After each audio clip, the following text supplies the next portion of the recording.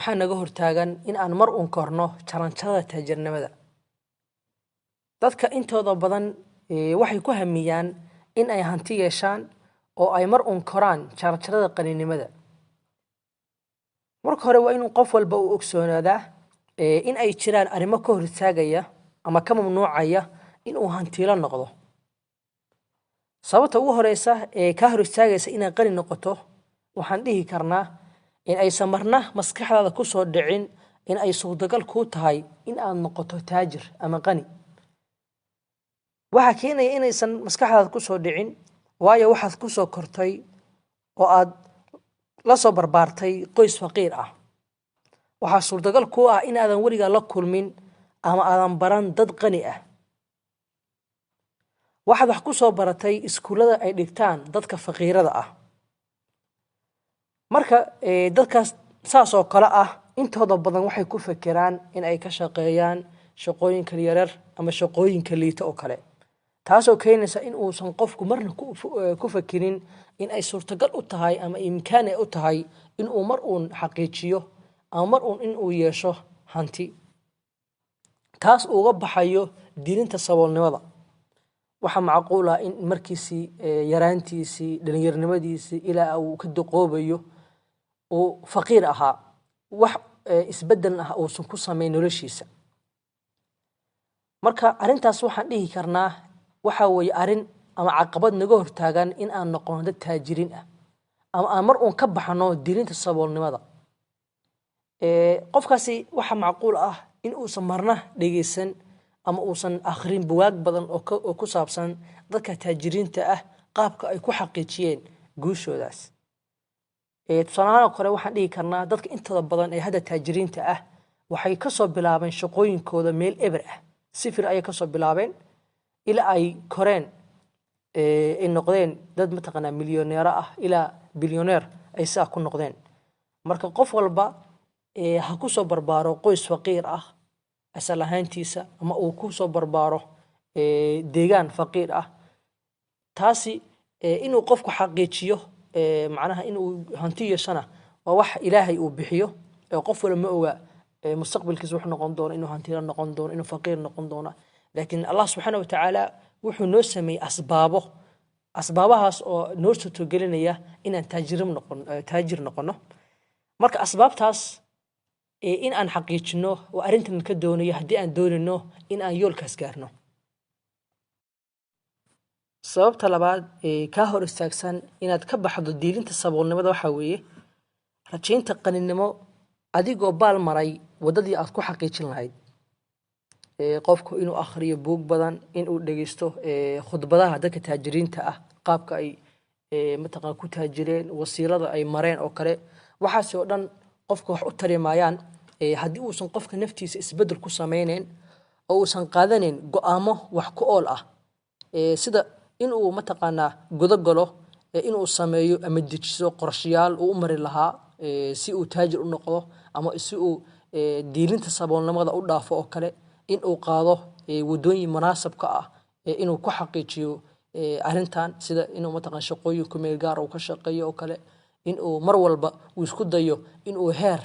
heerkii uu joogay heer ka fiican in uu gaaro oo kale. arrimahaas oo dhan waxay u baahan yihiin in aad marnaba aad mataqaanaa ka leexan ama aad mataqaanaa baal marin wadadii ku sahli lahayd in aad diirinta saboolnimada aad ka baxdo. arinta saddexaad weli ka horsaagsan inaad diirinta saboolnimada ka baxdo waxa weeye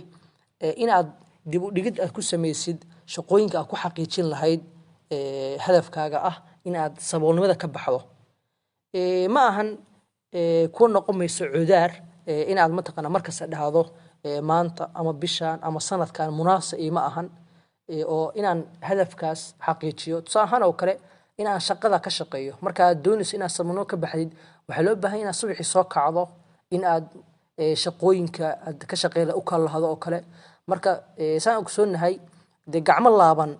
dee wax uma yimaadaan, macnaha qof hadduu meel iska fadhinayo wax mataqaanaa ku imaanaya ma jiraan. marka waxa loo baahan yahay inaad juhdigii iyo daalkii la rabay inaad mataqaanaa meeshaan ama saboolnimada uga baxdo inaad juhdigii loo baahnaa inaad bixiso ayaa loo baahan yahay. marka waa inaad dib dhugasho sameyn, bishaan ma qaban karo suurtagal ma ahan shaqadan waa inaan bisha soo socota qabtaa haddana san soo socdo kale macnaha qofka waxa loo